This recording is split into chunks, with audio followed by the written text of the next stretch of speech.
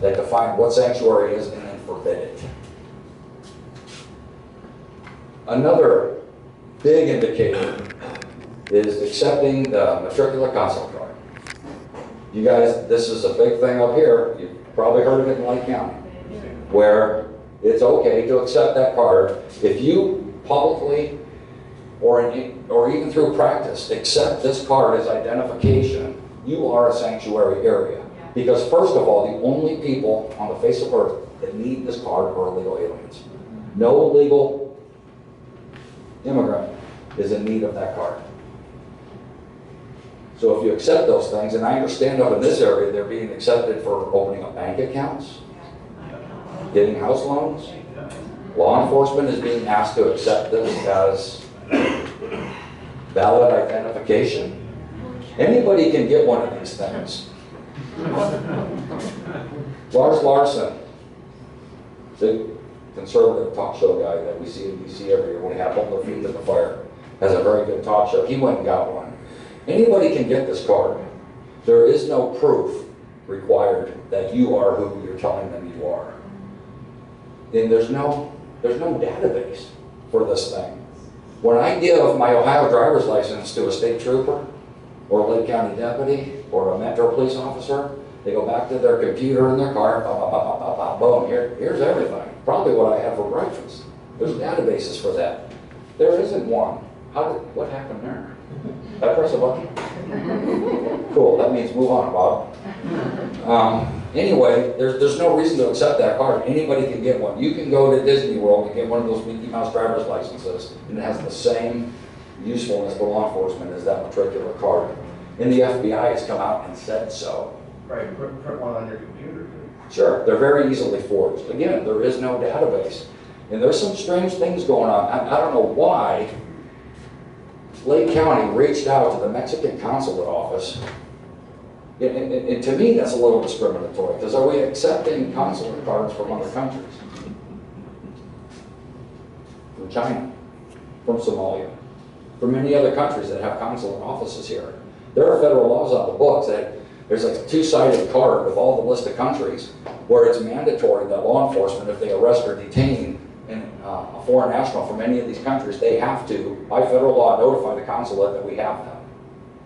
They're given that chance. Just like if you were in Germany and you got, I want to call my embassy, that kind of thing. But apparently, this Lake County thing only covers the Mexican consulate card. And while in the Mexican consulate office in Detroit does not have our best interests at heart.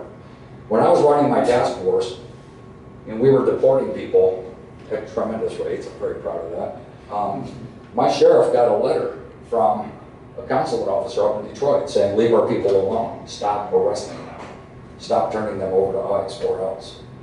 He was basically threatening my sheriff. My sheriff fired off a nasty letter back to him. There's only a couple people in this room who only met Sheriff Dan Beck, but he was quite a character. He was the Ohio version of Sheriff Joe. So they got into this letter writing thing.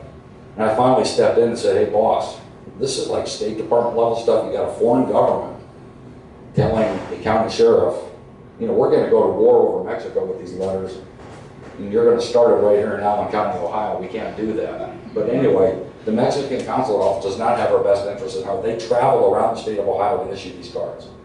And if you can ever catch them at like a public school or something like that, we need to know about it because we can address that. They can't. That's why they usually go to churches and that type of thing that will host them. Another de facto thing on sanctuary, state and local law enforcement choosing to not cooperate or notify ICE. Again, Dayton. And I don't know if we ever talked at length about those questions I sent you for law enforcement. No. There is a list of questions that I have on my computer that I can email to you that you can talk to your law enforcement officials, your sheriff, your chief of police, and ask them these questions. And again, you might not understand the question or the answer, but if you were to ask me questions and get the answer, send them to me, I could pretty much tell you, where they stand on sanctuary, that type of thing. But when you have any law enforcement officer that chooses to not cooperate with the feds, there's no excuse for that. It doesn't, well, the feds aren't going to do anything anyway. I call ICE, they don't do anything anyway. I call Border Patrol, they don't do anything anyway. So what? You still make the call. It's them doing bad things and not doing their job. You must do your job the same way each and every time. Justice is supposed to be blind, but too much of this is going on. Some of the excuses I heard from law enforcement, it's a federal problem. They get a guy that walks into Kohl's and runs out with 27 pairs of Levi's over his shoulder, and they catch him. And they find out he's an illegal alien. All of a sudden, everybody forgets about the Levi's. They forget about running out of the store. He's an illegal alien. It's a federal problem. They call the feds. Feds say, we're not going to do anything. They kick him loose. It happens time and time again. Again. What if Bob stops at Kohl's and runs out with 27? I got to go to jail. It's just the way it is. The cops will tell you, I have no authority over immigration issues. That's not true. Bank robbery is a federal crime. And when somebody pressed that being robbed button, and I would run lights and sirens at the bank because I was a first responder. You don't have FBI agents patrolling your neighborhoods. We have inherent authority over federal bank robberies and, mail fraud and that kind of thing. It's what is called inherent authority. Basically, if it's a law in this country, whether it's a federal or a local ordinance, and everything in between, if you're a law enforcement officer, you have the inherent authority to deal with that issue and to enforce that law. Now, is your sheriff going to deport somebody? Does Lake County Sheriff's Department have a 737 or anything like that laying around? No, probably not. Sheriffs are not going to deport anybody, but again, they have to do, and I'll tell you what they can do, they have to do the job the same way each and every time and say, I did everything I could, I did it right, it's their fault. None of this finger pointing up front. I will get sued. Many sheriffs will not cooperate. Many chiefs of police will not cooperate. I had a chief of police of Lima. I invited him to the border. I said, FAIR will provide your airline ticket, round trip, your hotel room, and feed you while you're there. I just want you to go to learn about cartels and narcotics so you can come back and tell your officers what they're dealing with and how to deal with it. He said, ooh, he was scared that the ACLU was going to sue him. Sheriffs, many sheriffs in Ohio that have ICE facilities, Butler County, Seneca County, they were receiving letters from the ACLU saying, if you cooperate with the feds, we will sue you. And the sheriff said, I don't want to get sued, so they told their deputies, stop dealing with illegal aliens. If you find one, kick him loose. They're afraid of being, cops are always being sued for everything. I can't tell you how many times I've heard that. There was two favorites of mine. I'm going to sue you. All right. I'm on my third marriage. I got a lot of scar tissue. That didn't scare me. And the other one was I pay your taxes. I pay your salary. My taxes. I pay taxes. I pay your salary. And I'd reach in my pocket. I'd find about 6 cents, throw it in his lap, and say, I pay taxes too. I'm self-employed, but here you go. I'll pay it. And then again, illegal aliens will be afraid to report crimes. That has not been proven. Now, in theory, will an illegal alien walk into a law enforcement station to report, if they're here illegally? First of all, they would have to be a really stupid illegal alien to be afraid of that, because in today's environment with our government, who is afraid of enforcement anyway? They know. I mean, are you serious? They stand out in public in groups of thousands, undocumented, unafraid. They had the UndocuBus drive across the United States. And I was on the phone when this bus took off from Arizona. It was headed to, I think, Philadelphia. I tracked this bus on their Facebook page and their Twitter thing. And every time they crossed into another state, I would be on the phone calling that county sheriff or that state highway patrol saying there's a busload of illegal aliens. It's against the law to transport illegal aliens around the United States. You cannot transport. So that bus driver was legal. And he had a busload of illegal aliens, and he was moving them from Arizona to Philadelphia. That is a federal crime. You cannot do that. Nobody would stop that bus. So don't tell me they're afraid to come in and report a crime. Illegal aliens don't bank, traditionally don't bank, because of the lack of ID and that type of thing. So it was very common when you arrested an illegal, they'd have $5,000, $6,000, $10,000 in their pocket at any given time. And in Lima, Ohio, some of our bad guys found that out. And they broke into a trailer where a bunch of illegal aliens were living that worked at a local restaurant and robbed them of all their money. And I investigated that robbery, that home invasion.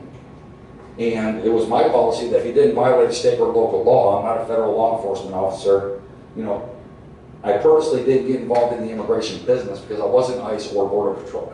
What kept me out of hot water with the Civil Rights Commission, ACLU, and everybody else was if they violated a state or local law, whether it's jaywalking all the way up to whatever, then I have a right to deal with you. And that's what kept me out of the federal pokey. And it worked really well. We didn't investigate or turn those people. We didn't take them into custody before they didn't do anything wrong.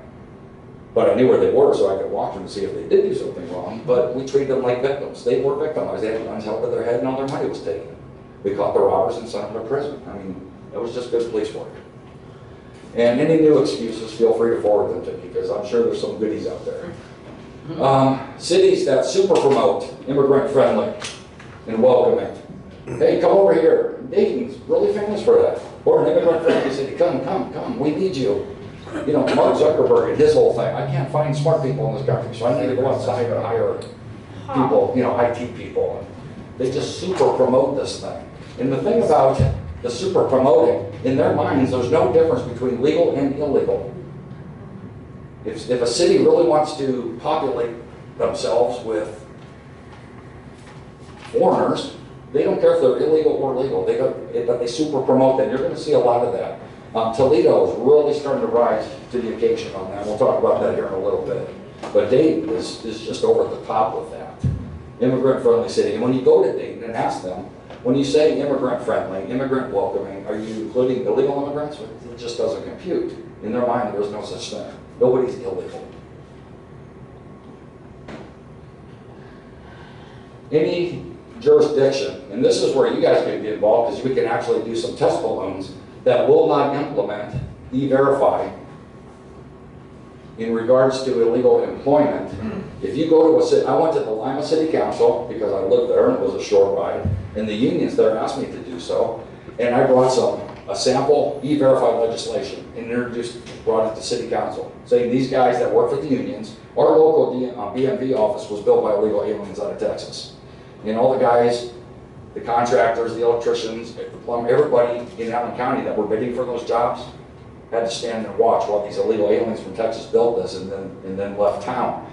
So I went there and I was immediately chastised by the president of our city council who said, you work for FAIR, you deal with illegal immigration, you're a racist. I hate that you stand and just chewed me out, and we got nowhere. But that tells you this could be a sanctuary mentality. There's no valid reason not to use E-Verify. Because if, as an employer, you could get in trouble for hiring illegal aliens. Technically, in fact, your chances of getting in trouble are a lot greater than the illegal aliens. The last of the worksite raids, before they started de-escalating worksite raids, they would go in there and sanction the employer and fine them until the illegals beat it. And it's how it ended up. They would just tell all of them, leave. You're not supposed to be working here, just leave. It started out with, okay, all of those that have wives or children get over in this line. All the single young guys get over this line, they would deport them. And then these guys figured out real quick, this time I got a wife at home or kids, and pretty soon everybody was in this line. It was a mess. But if you were to go to your city council in Metro and say, we need E-Verify, and they said, no, we're not even going to consider that. You might have a sanctuary problem. And E-Verify, and they're going to tell you it's discriminatory, it's inaccurate. It's like 98.6%, probably even higher now, accurate. It's internet-based, it's free. An I-9 form does nothing. When they fill out the I-9 and you keep it on file, it does nothing. If you submit this inquiry with that I-9 information, it accesses the Social Security, the immigration databases, all the federal databases, and it tells you whether or not this person is authorized to work in the United States. It's non-discriminatory. You can't run somebody through E-Verify until after you hire them. You cannot use it as a condition for hiring. Once you hire them, you submit the request, and the most you're going to get back is a tentative non-compliance. Basically, the federal government will tell you as an employer, that person that you submitted to us has an issue with that Social Security number. Something's not jiving. So you as an employer are required to call that person in and say, hey, we got a problem with the Social Security number. Now, one or two things are going to happen. The guy's going to go, oh, you used E-Verify and disappear, or they're going to go home and come back tomorrow with a new Social Security number and start the whole thing all over again, which I've seen. They've worked under 4 or 5 different, sometimes the employers don't care. But if you were told they will not pass that kind of an ordinance, either at the county or city level, you've got a problem. Ask them to justify, why not? If we have unemployed American citizens in this town, and there's illegal aliens working here, and I'm not talking about the jobs that Americans won't do. As a family, I got 7 kids. That's a whole different issue about overpopulation and all that, but there is really no job I won't do. They're good Yeah, that's landscapers. right. They are good landscapers, but there's a lot of good American, I'm a good landscaper. Ask my wife, see my house. But the bottom line is, as long as we have unemployed citizens or legally present immigrants that are waiting to become citizens, there's no reason why anybody should employ illegal aliens. So there's no reason not to implement and ask them to explain. Now, a lot of jurisdictions try to stay on the safe side and they say, okay, we will put an ordinance about E-Verify, but it's only going to be for contracts with the city government because it's your tax dollars. If they're going to hire a company to beautify your city hall, then they'll use E-Verify so your tax dollars aren't paying for illegal help. It takes a really brave city to say we are going to require E-Verify for every employer. I like the middle ground. Public contracts using tax dollars and temporary employment agencies, because that's where the illegal aliens are hiding. We've got a big company in Allen County, Ohio, big. And I don't want to say their name because you get in trouble, so the initials are Procter & Gamble. They hire illegal aliens. There are a lot of illegal aliens. We have unemployed people in Allen County that have come to me and said, I can't get a job, but they want those jobs. Because every couple of months they have picnics and you get boxes of soap and you make good money, they got good benefits. But P&G, what they've been doing is using a temporary employment agency to staff these positions. That way, if the proverbial stuff hits the fan, Procter & Gamble's HR department isn't going to be left holding the bag saying, you know, oh my God, we hired 30 illegal. So they're going to blame Spherion or some of these temp agencies. I'm the band from agencies. So, and that's where I got a lot of my arrests. I went to a temporary agency and I said, listen, you want to be a good neighbor in our community? You got some issues here? Let me take a look at the files. And we ended up arresting quite a few people working under stolen identities. They want to be part of the American dream, but so do a lot of Americans. Unbelievable. And again, jobs that Americans won't do. There's really no job that I wouldn't do to feed my kids. I might not want to do it forever. And basically, Americans will do almost any job as long as they can do it for a fair living wage. But the illegal labor is driving wages way down. And then again, another system is the SAVE system.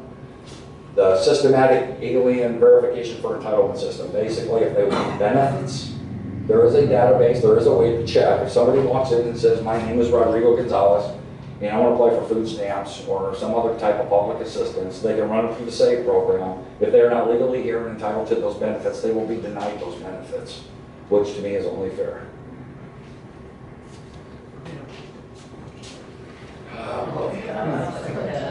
Anyway, so I'm gonna pick up the pace here real quick, okay? Start blasting through, get some of this other stuff. And it's costing us a bunch of money. We did a cost study in 2012, and this is only through verifiable sources. This number is probably a lot higher by now, and was probably a lot higher then because of other sources of money we didn't look into. But in 2012, $879.3 million to the state of Ohio for illegal aliens. And allow for inflation, it's sure to have gone up. But again, this was just, we wanted to play on, this was on the very, very, very conservative side with this number. But even that number is unacceptable. Ohio does have sanctuary cities. They're up in this area, and in this area, my area, they're everywhere. Columbus, Ohio, their law enforcement got into it. Dayton, Ohio, we know about Welcome Dayton. Oberlin, very, very early. This was one of my first exposures to sanctuary in Ohio on a joint fair. Cincinnati Police Department, they are now in the immigration business. A U visa is, if you're a crime victim, you can apply for a U visa and get to stay here. And one of the biggest crimes that they're allowing to stay here is victims of domestic violence. We have literally thousands and thousands of illegal alien women who are claiming they were beaten by their husbands and they were given asylum in this country through a U visa because they're a crime victim. And the Cincinnati Police Department, in addition to encouraging illegal aliens to report crime, if you do come in and report crime, they will certify you as a possible applicant for the U visa. So, Trey Gowdy said it best, law enforcement is too stupid, apparently, to get involved in enforcing immigration laws.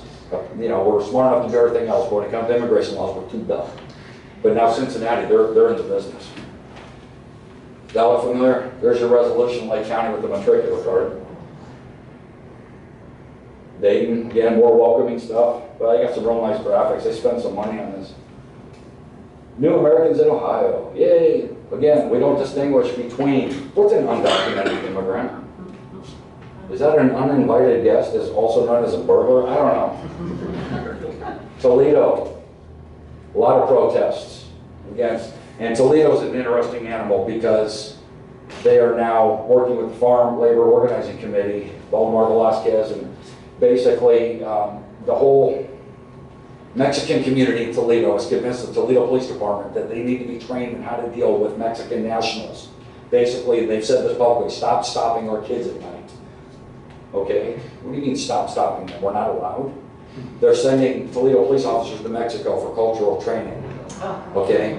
There's a real problem there. This is the United States. These are our rules. You play by our rules, period. Okay? Well, I have some real problems with officers being told you need to consider this and consider that. In villages in Mexico, you go to Oaxaca, Mexico, and to one of their villages, it is okay for a 32-year-old man to have sexual relations with a 14-year-old girl. It's okay in their society and their culture.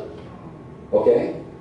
Don't be flying our cops down there to say, hey, look what they're doing. Oh, it's okay here. Then you come back. What are you supposed to do? Turn your head when you run across that? That did happen to me in Allen County, by the way. Had a case thrown out of court with an illegal alien who impregnated a 12-year-old girl. The judge wanted to know what my problem was for arresting him. Role of law enforcement. They have a role. Okay, I'm going to really pick up the pace here and leave some time for Q&A. Yes, they do have a role in enforcing immigration law. There's the oath of office. Now, when I talk to a lot of people, a lot of times when they talk about their sheriff, they usually start off, well, my sheriff's Republican, my sheriff's Democrat. When it comes down to law enforcement, I don't care what you are. When you raise your hand to take that oath of office, it does not have anything to do with party lines. You're enforcing the law and protecting our communities.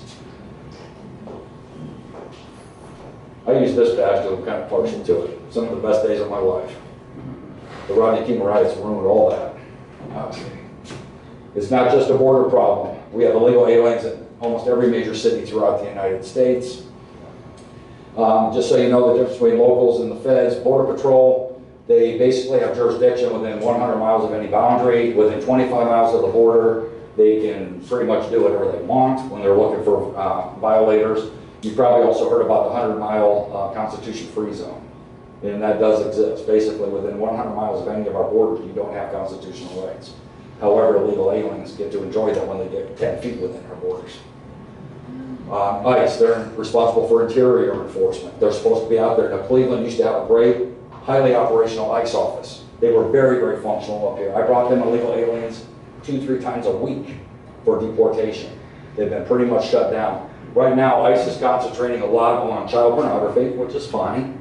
But there's plenty of other agencies to do that. And another thing that ICE really likes, watch around Super Bowl or World Series time. They're always doing raids on people that are selling counterfeit jerseys and hats and that kind of thing. So we got illegal aliens running amok in this country, but they're going to get John Q. Citizen over here for selling false football jerseys. Yay, I feel safer. Anyway, the feds, you know who this guy is. If you do know who it is, you're dating yourself. We have enough criminals of our own in the United States, it's true. Are we proud of every one of our citizens? No, we're not. We've got some bad, terrible people here. Oh, wow. Boy, that fits. Where's Hillary? I honestly don't know. Where's Hillary? Yeah, she's at the back of the line. Anyway, we're letting more criminals in. And it's not just Latino criminals. We've got Latino gangs, we got Muslims, we got Asians. Bad people from every country love to exploit the southern border and get in here. And then we're letting them go in phenomenal numbers. This was a study done by USCIS. I'm sorry, I keep mixing them up. CIS. They're the good guys. USCIS, no. Anyway, in 2013, they were able to document 87,818 convictions on illegal aliens that were released back into our society. In one day, in Pinal County, Arizona, they released over 500 criminal aliens from the state prisons in Pinal County. And Sheriff Paul Babu up there just went through the roof and threatened to arrest Napolitano and everybody else involved in that. And it went nowhere. They're just opening the doors and letting them go because it's a federal problem. The feds aren't doing anything. The locals aren't being able to hold on to them anymore. That is going on quite a bit. This whole thing up here a few weeks ago with that guy in the park, something could have been done. Cops that shot him. I don't know about that, but wow. Anyway, they can commit any types of crimes, but very, very common crimes, anything from driving without a license or insurance. A lot of people say, so what, big deal, doesn't hurt anybody. If you ever had an illegal alien crash into you and jump out of the car and run away and you're left holding the bag, it's very costly, very expensive. It's not a good thing. They shouldn't be driving. Identity theft, huge. And you can see these are a lot of the crimes that they're consistently committing, even though they're capable of committing just like any other human being, any other type of crime. And law enforcement cannot pick and choose which laws they are going to enforce. They can't do that. It's a dangerous place to go when you have a sheriff or a police chief saying, you know what, I know they're here illegally, but I'm choosing not to do anything about it. Slippery slope. Who's next? Drunk drivers. They want amnesty. They want to be ignored. Child molesters. Who's next? Again, this is a segment of our society who's not even supposed to be here that we're choosing not to enforce the laws on. And that's very ironic because I love the irony in this picture. 24-hour fitness center. There was an escalator. But anyway, illegal aliens want everything we have. They want to be treated fairly and equally. We're here. We have a right to this. We want everything. But when it comes to being treated fairly and equally under our law, they say no. We want to be treated different. And again, they are treated different. I've seen it firsthand. If somebody in this room would volunteer to go out and run a stop sign tonight on your way home, and then just tell the officer, no ID, no speak English, and see what happens. But time and time again, I've seen that happen with real illegal aliens. Criminal aliens, people that mean to do us harm, bad guy illegal aliens, they thrive on this. They look for police agencies that don't know what to do or choose not to do anything. They move into those areas. This isn't just a border problem. We have drug cartels all up and down the I-75 border, across the turnpike. Ohio is full of cartel. Yep. You have them here in this county. I guarantee you, they're here. Anybody in the medical field here? Seen all this talk, the big spike, it used to be crack cocaine, all that heroin. Mm-hmm. Heroin. Where's heroin coming from? It's coming from our southern border. It's the new drug of choice. Detroit crack dealers are really upset about this because the cartels have introduced heroin into our communities. Anyway, they love weak law enforcement. Any law enforcement person that addresses them or focuses on them, they don't like that. But they thrive on the ignorance, or they thrive on the fact that law enforcement chooses not to get involved. What can law enforcement do? Big thing, identify the subject. I'm going to go really, how much more time? Give me a number and I'll get it done about that. 10 minutes. 10 minutes, here we go. If I go to 11 minutes, I'm an illegal speaker and I want to see if you'll be first of all. Okay, identify. When I was a cop, the big thing, identify. Who are you? Who are you? You have to prove who you are. Trust me, no cop is going to let you continue on your way if he does not know who you are. Do that with the illegal alien. Don't be stonewalled right up front. I've seen so many deputies walk up. Good evening, license registration plate, not in list. Oh man, beat it. Then they go off and stop somebody else, an American citizen, run their license, make an arrest for something. That was easy, but they tell these guys beat it. You have to identify that person. That's how you're going to find bad guys. You might go through, in a year, as a deputy, maybe 30 illegal aliens. But 1 out of that 30 is somebody that really needs to be taken into custody, and you found that out through attempting to identify them. You got to talk to your law enforcement. How do you identify people from another country? Do you run it through that little laptop in your car? Does that work? Not if they're not in that database, or not if the information they're giving you is false. They're not in there. You have to go to the federal database. Can an officer do that? Can a sheriff's deputy do that? Can a police officer do that? Absolutely. Do they know how to do that? Probably not. When I first started my task force up and I got involved in this whole thing, I ended up having to train police officers and dispatchers all around the Midwest on how to access those databases and find out who the, and once they figured it out, it was wonderful. They started running people and getting hits. This guy he's been deported 3 times. He's wanted for this in Texas. He's wanted for that in California. Most law enforcement, I'll bet you anything, go to one of your local cops here and ask them, do you know how to do a criminal alien query? And they're going to say, what are you talking about? But it's out there. And law enforcement needs to know how to do that. And I will train them for free. If they want a half-hour training class, we'll do it. If they want 8 hours, I'll do that too. FAIR will let me do this for free for any law enforcement agency that wants it. So, you need to identify them.